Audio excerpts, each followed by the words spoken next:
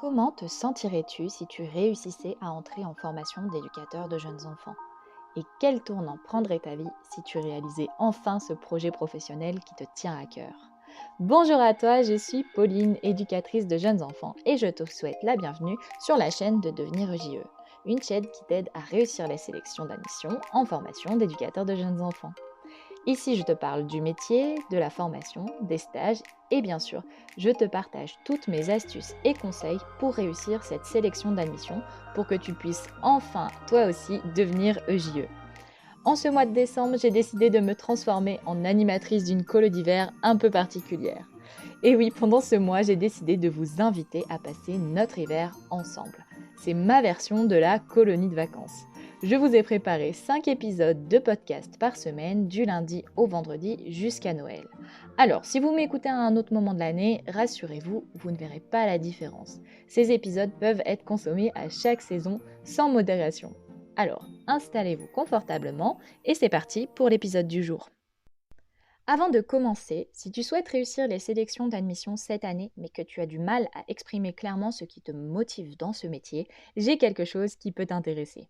Ça fait maintenant 3 ans que j'accompagne les candidats qui souhaitent réussir les sélections. Je le fais à travers des coachings et des accompagnements en ligne. Alors, si toi tu as tendance à remettre au lendemain ta préparation et que tu ne sais pas quoi travailler pour te préparer, que tu as peur de ne pas te démarquer des autres candidats, que tu as du mal à comprendre ce que les jurys attendent de toi pendant cette sélection, j'ai créé une prépa en ligne sur 3 mois pour t'accompagner pas à pas dans ta préparation. La prépa ferme ses portes fin décembre pour que chaque élève ait le temps de bien se préparer avant les sélections. Si tu veux nous rejoindre, c'est encore possible, mais du coup plus pour très longtemps. Je te mets un lien avec plus d'informations dans la description. Et si tu as envie de suivre cette prépa mais que tu te poses plein de questions, j'ai aussi ouvert quelques créneaux d'appel pour qu'on puisse échanger ensemble, toi et moi. Donc je te laisse réserver ton créneau sur devenirejE.com/prépa en ligne devient EJE. On en parlera un peu plus en détail ensemble. Donc je t'invite à lire la description de l'épisode pour retrouver tous ces liens. Si tu souhaites devenir EJE, tu as peut-être déjà passé les sélections dans le passé pour essayer d'entrer dans un des centres de formation et il est possible que tu aies raté ces sélections. Ça arrive à beaucoup de candidats de ne pas réussir du premier coup, donc peut-être que tu as raté il y a 1 an, il y a 2 ans et peut-être aussi qu'aujourd'hui du coup tu hésites à persévérer dans cette voie en te disant bah quand même plusieurs échecs, je ne sais pas si finalement ça vaut le coup que je continue. Et aujourd'hui, je voulais te proposer ce podcast un petit peu comme un temps de pause que je trouve important pour toi, pour réfléchir et voir qu'il n'y a pas de hasard. Si les résultats sont ce qu'ils sont aujourd'hui, c'est lié à l'investissement qu'on peut mettre dans sa préparation et aussi bah, un petit peu à la chance, hein, qu'on réussisse ou non. Il y a cette petite part de chance qui est là. Mais même si tu n'as pas réussi, même si tu vois ça comme un échec de ne pas avoir été pris en formation, je voulais te dire que pour commencer, c'est important que tu prennes ce temps de pause pour pouvoir te remercier déjà de ton avancée, de voir où tu en es. Tu as passé le pas déjà de passer les sélections une fois, même si tu ne les as pas réussies. Et ça, c'est une première étape que beaucoup ne font pas simplement par peur d'échouer. Donc toi, tu as déjà affronté cette peur-là et tu as osé le faire. Donc j'espère que déjà cette première pensée pourrait t'aider à te remotiver. Et dans la suite de ce podcast, on va parler un petit peu de l'échec, de notre vision de l'échec aujourd'hui, de comment toi tu le vis, comment il est possible de le vivre, comment on peut rebondir. Et je voulais aussi te partager quelques astuces concrètes pour finalement pas perdre sa motivation en continuant, en analysant un petit peu le parcours et en voyant comment il est possible de faire pour repasser les sélections avec toujours autant de motivation et avec peut-être un peu plus de chances de cartes en main.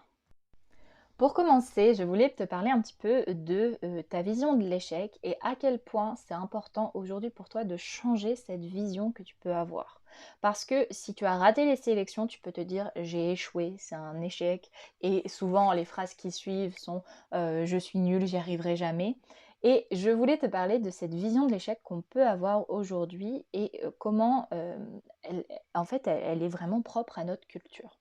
J'ai réalisé ça quand j'étais en formation d'éducateur de jeunes enfants et que j'ai compris à quel point l'environnement avait un impact sur la personne qu'on peut devenir. Parce que quand on voit des enfants de 0 à 7 ans, voilà, dans les connaissances apprises en formation, j'ai découvert qu'il y avait plein d'éléments dans le fonctionnement humain en général qui font que l'environnement va être un élément clé dans le développement global de l'enfant.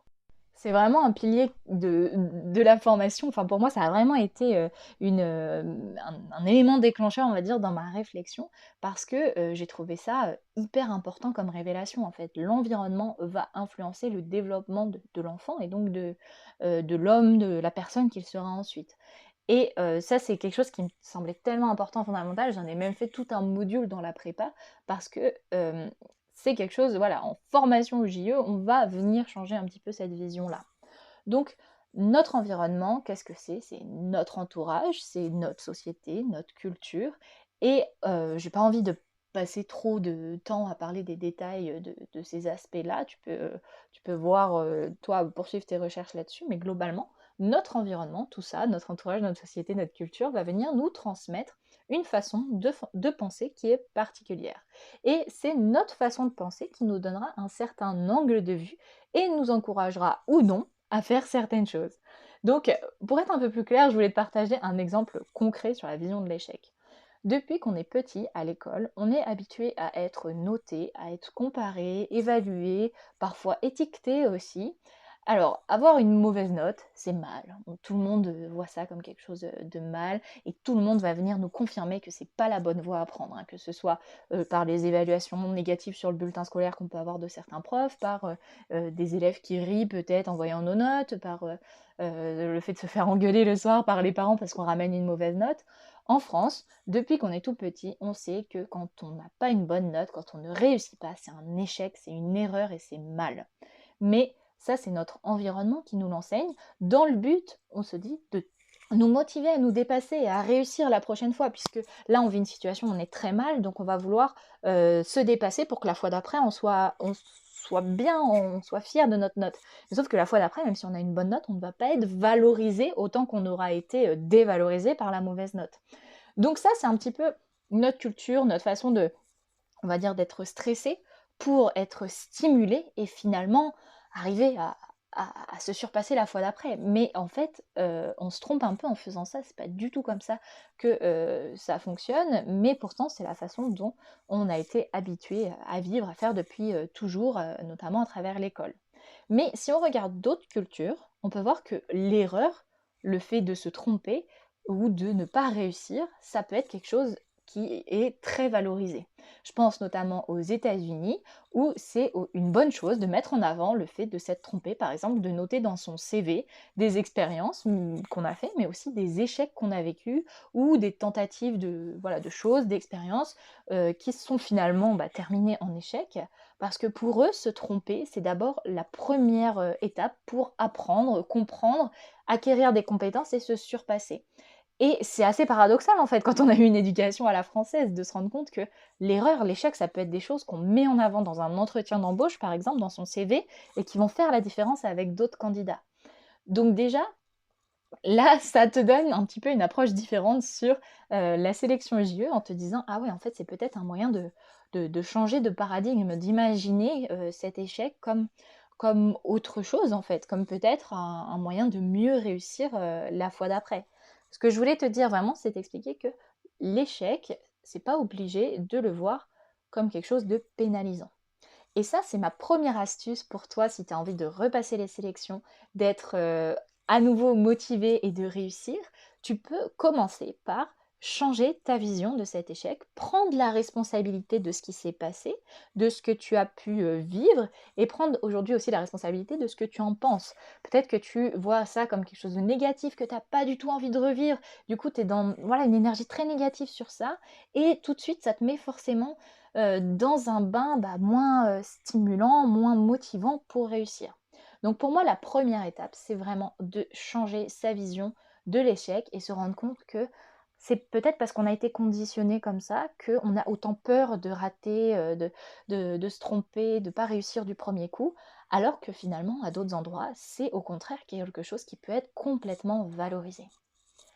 Ensuite, la deuxième étape, après avoir un petit peu réfléchi à cette vision de l'échec, ça va être de faire un travail d'analyse. Parce que c'est grâce à ça que tu vas pouvoir construire un parcours cohérent. On va en parler un petit peu par la suite. Donc, par cette expérience de sélection, ce qui est génial déjà, c'est que tu sais à quoi t'attendre l'année prochaine. Tu sais comment ça se déroule, tu as déjà vécu ça, donc mine de rien, tu vas être quand même moins stressé que certaines personnes qui ne l'ont jamais fait. Tu as des éléments que des personnes qui n'ont jamais passé les sélections n'ont pas. Donc déjà de ça, tu vas pouvoir y aller plus en confiance que la première fois où tu l'as fait ou que d'autres candidats qui seront là. Donc, tu sais que en te préparant cette année, tu as du temps pour analyser cette expérience, comprendre ce qui s'est passé, ce qui t'a peut-être manqué ou ce qui a été de trop. Et ça, c'est une étape qui est très très souvent négligée, mais qui est vraiment hyper importante de, une fois qu'on a reçu les résultats, si on voit qu'on n'est pas pris, de pouvoir se poser, même si on a été sur liste d'attente et qu'au final on n'est pas pris, se poser, prendre le temps de réfléchir à ce qui n'a pas fonctionné. Donc par exemple, est-ce que les jurys ont dit quelque chose de particulier qui peut t'aiguiller pour voir s'il y a des choses à changer, je ne sais pas, sur ton parcours, sur tes connaissances, sur tes compétences? Est-ce que tu as eu des remarques des jurys? Est-ce que ils ont valorisé certaines choses en te disant: «Ah ouais, ça c'est génial d'avoir ça dans votre parcours, ça veut dire que ce genre de choses-là, il faut continuer à les valoriser, ça veut dire qu'elles sont bonnes». Est-ce que toi, tu sens que tu as manqué peut-être d'expérience pour pouvoir être un peu plus à l'aise? D'expérience, je parle dans la petite enfance, auprès de jeunes enfants. Est-ce que tu as manqué peut-être de connaissances pour pouvoir échanger, avoir un échange un peu plus fluide avec les jurys? Est-ce que tu as manqué aussi peut-être d'entraînement finalement avec peut-être des proches pour pouvoir arriver plus serein le jour de l'oral, savoir à quoi t'attendre, avoir déjà travaillé tes réponses? Voilà, il y a plein d'éléments possibles, donc ça va être important que tu te poses et que tu revisualises un petit peu la scène, que tu analyses ça en te disant: «Qu'est-ce que j'ai pu dire? Qu'est-ce que j'ai pu faire qui n'a pas fonctionné? Qu'est-ce que j'ai pu dire? Qu'est-ce que j'ai pu faire qui a fonctionné? Et qu'est-ce qui, je pense, manque à mon parcours pour pouvoir valoriser un peu plus ma candidature». Ce travail d'analyse, c'est vraiment hyper important pour t'entraîner à la troisième étape qui va être d'être une personne résiliente. La résilience, c'est un principe, c'est un concept qui a été développé par Boris Cyrulnik, qui veut simplement dire savoir rebondir. Même si on vit des échecs ou des choses très difficiles, on va savoir s'appuyer dessus, rebondir pour pouvoir en quelque sorte se reconstruire. Alors à la base, il parle de ça plus pour des personnes qui ont vécu des enfances peut-être plus difficiles, et pourtant ça arrive quand même à être des adultes qui se sont reconstruits. Mais c'est aujourd'hui un terme qu'on applique en entreprise, dans plein de domaines. Donc là, la résilience, c'est une des grandes qualités aussi de l'EJE, de savoir, ça va avec tout le travail d'observation, de remise en question, de questionnement, savoir aussi rebondir quand des choses ne fonctionnent pas. Donc là, ça va être important pour toi de savoir rebondir, puisque tu as toute l'année après les sélections pour réfléchir à quoi montrer, qu'est-ce qui t'a été bénéfique et qu'est-ce que tu vas pouvoir valoriser encore plus. Et puis aussi montrer ce que tu as appris de cet échec, de ce que tu as compris qui t'avait manqué, pour que si les jurys te demandent: «Ah, vous avez déjà passé les sélections, qu'est-ce que vous avez fait depuis pour avoir une meilleure candidature?» Pour pouvoir expliquer qu'est-ce qui s'est passé ce jour-là, qu'est-ce que tu penses qui t'a manqué, et donc qu'est-ce que tu as mis en place ensuite pour ne pas refaire exactement les mêmes erreurs. Ils veulent voir en fait, les jurys, au moment de la sélection, de la deuxième, de la troisième année peut-être, que tu as appris de cette expérience et que tu as choisi de travailler certains aspects importants pour apporter une candidature différente de l'année précédente. Et ça, c'est vraiment important, et ça marche dans toutes les expériences de sa vie. Ça me rappelle beaucoup une phrase que j'ai souvent entendue, alors je ne sais pas de qui elle est, mais quand on est dans ce travail d'analyse, de se dire: «Je ne peux pas espérer des résultats différents si je fais des actions similaires». Ça, c'est important parce que si tu dis: «J'aimerais changer des choses, j'aimerais que le résultat soit différent», ça va être important de te questionner sur les actions que tu fais, parce qu'elles vont forcément devoir être différentes de ce que tu fais d'habitude. Donc là, ça va être exactement ça.